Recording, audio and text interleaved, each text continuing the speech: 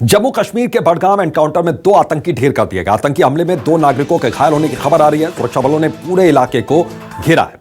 तो फिलहाल search operation इलाके में जारी है। तो बड़ी खबर और अहम खबर, जम्मू कश्मीर के बडगाम एनकाउंटर में 2 आतंकी ढेर कर दिए गए। तो बड़ी खबर आ रही है जम्मू कश्मीर के बडगाम से। तो आतंकी हमले में 2 नागरिकों के घायल होने की खबर। तो जम्मू कश्मीर के बडगाम एनकाउंटर में 2 आतंकियों को ढेर कर दिया। फिलहाल इलाके में सर्च ऑपरेशन सुरक्षा बलों की ओर से लगातार जारी है। बढ़ते आगे, पंजाब के होशियारपुर में राहुल गांधी की सुरक्षा में चूक का मामला सामने आया। सुरक्षा घेरा तोड़कर राहुल के गले मिला युवक। भारत जोड़ो यात्रा में फिर से सुरक्षा में चूक हुई है।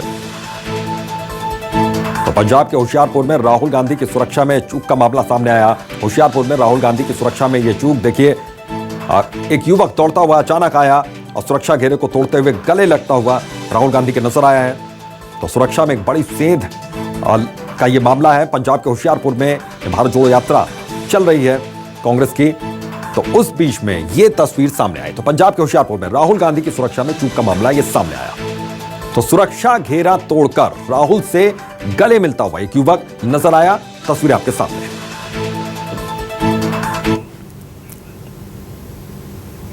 इधर सीएम भूपेश बघेल ने बीजेपी पर बड़ा हमला बोला। उन्होंने कहा कि धान खरीदी को लेकर बीजेपी पर निशाना साधते हुए कहा कि धान खरीदी में भी इजाफा हुआ है।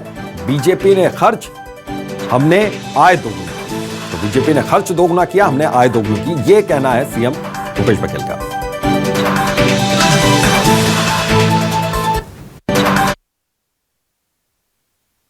कटघोरा विधानसभा में भेंट मुलाकात कार्यक्रम अभी 2/3 से अधिक विधानसभा हम लोग कंप्लीट कर लिए हैं।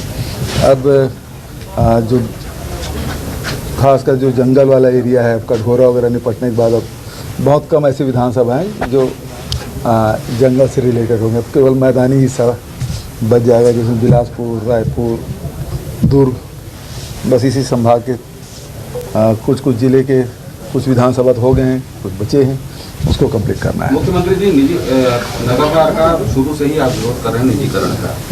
कल भी परिषद में आपने इस बात को उठाया है कि केंद्र को पत्र लिखी। अगर केंद्र नहीं मानती है तो आगे का स्टैंड क्या रहेगा? देखिए, ये तो हम तो जनता के साथ हैं। बस्तर की जनता नहीं चाहती कोई निजीकरण हो, और इसीलिए उनके भावनाओं को ध्यान में रखते हम लोग विधानसभा में ये शासकीय संकल्प लाए थे कि ये नगर नार को राज्य सरकार को दे दे, इसका निजीकरण ना किया जाए।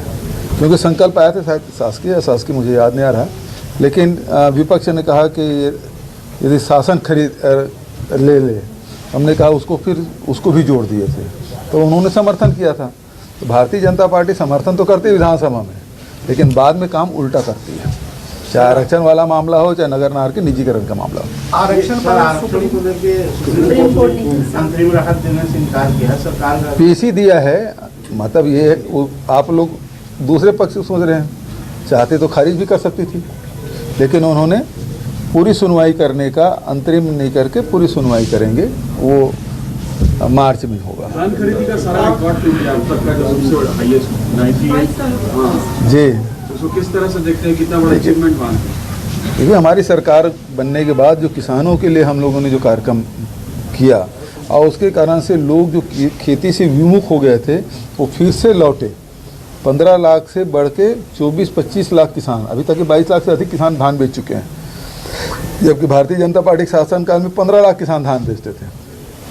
तो ये 9 लाख 10 लाख किसानों को बढ़ना 4 साल में, हर साल मतलब 2.5 लाख एवरेज में कृषकों की संख्या में वृद्धि, रकबा में वृद्धि, और धान खरीदी 50-60 लाख मीट्रिक टन से कभी ज़्यादा खरीदते नहीं थे लोग। पहले साल हम लोग 84 लाख खरीदे, फिर 92 लाख खरीदे, फिर 98 लाख, और इस साल तो 98 लाख का भी वो भी रिकॉर्ड टूट गया। तो लगातार कृषि लाभदायक धंधा यदि है तो छत्तीसगढ़ में है। जो केंद्र सरकार कहती थी, भारतीय जनता पार्टी के लोग कहते हैं कि हम आय दोगुनी करेंगे, वो लोग तो खर्चा दोगुना कर दिए, हम लोग सच में आय दोगुना कर दिए। इसी पे आरोप है कि सारा पैसा केंद्र का है। ये कौन सा पैसा केंद्र का है बताइए भला? वो सांसद जी हैं, सांसद जी को कोयला का रॉयल्टी का पैसा 4177 करोड़ रुपए बचा है, वो दे दे। हमें हमारे सेंट्रल एक्साइज का पैसा दिला दे, जीएसटी का पैसा दिला दे, तो वो तो दिलाते नहीं। ट्रेन है वो बंद करा दी, उस समय मुंह बंद रहता है, और बिलासपुर से ही बंद होता है ट्रेन। सारे ट्रेन रद्द कर दिए गए, लेकिन एक बार भी अरुण साहू जी एक शब्द नहीं बोले। केंद्र सरकार ने कौन सा पैसा दे दिया, कौन सा हिस्सा भाई?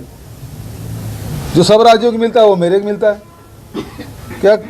यहाँ का कोयला, छत्तीसगढ़ कोयला पूरे देश भर में जाके उजियारा नहीं फैला रहा है, सबके घरों में प्रकाश नहीं पहुँचा रहा है, तो छत्तीसगढ़ का योगदान नहीं है? हम तो जिस समय लॉकडाउन था उस समय भी कोयला खदान बंद नहीं होने दिए, सारी ट्रेन चलने दिए। तो हम लोगों के योगदान को कम है क्या छत्तीसगढ़ का, जैसे केंद्र का पैसा बोलते हैं? यहाँ जितना स्ट्रक्चर बन रहा है देश भर में, हमारे लोहा खदान से जा रहा है, उससे स्टील प्लांट बन रहा है, स्टील प्लांट से स्टील निकल रहा है, उससे बन रहा है। तो छत्तीसगढ़ का योगदान कम है क्या? बहुत ज़्यादा है। जितना दे रहे हैं, जितना हमारा अधिकार है, उससे कम मिल रहा है। सर एक क्वेश्चन और सर, भारतीय जनता पार्टी नगर निगम और स्मार्ट सिटी के जो मुद्दे उठा रही है भ्रष्टाचार से रिलेटेड, क्या उसको उच्च स्तरीय जांच की घोषणा करेंगे क्या? देखिए इनके पास कोई मुद्दे थे ही नहीं, 4 साल तक सोए रहे। अब चुनाव आ गया, 6 महीना बचा है, वहाँ से हंटर वाली तो चली गई, जामवाल जी भी असफल हुए, अब माथुर साहब आए हैं, वो इनको चाबुक लगा रहे हैं और दौड़ रहे हैं लोग। तो वो जहाँ तहाँ कहीं कहीं मुद्दे उठा रहे हैं। अभी जिस प्रकार से बोला ना कि रासुका लगा दिए, अरे आपके शासनकाल में तो 9 बार लगा, और उसको अभियान चलाए हैं भूपेश सरकार में, अघोषित आपातकाल, तो 9 बार लगाए थे। वो क्या था? तो ये इस प्रकार से गुमराह करने की कोशिश लगा था। अरे सुनो भाई, अब एक बार हो गया ना, उसको उत्तर दे दिया। आप जैसे चाहोगे ऐसे उत्तर थोड़ी दूंगा मैं। गुजरात की तर्ज पर विधानसभा लड़ेंगे, जो 2 दिन अधिवेशन हो रहा है, तो क्या 15 साल का वो मानते हैं कि डॉक्टर रमन सिंह का जो मॉडल जिसको लेकर अभी तक, मतलब ये है कि 14 विधायक हैं, उसको भी टिकट नहीं मिलने वाली है। गुजरात में ये है, मुझे चिंता रमन सिंह बृजमोहन की है कि उसकी भी टिकट ना कट जाए।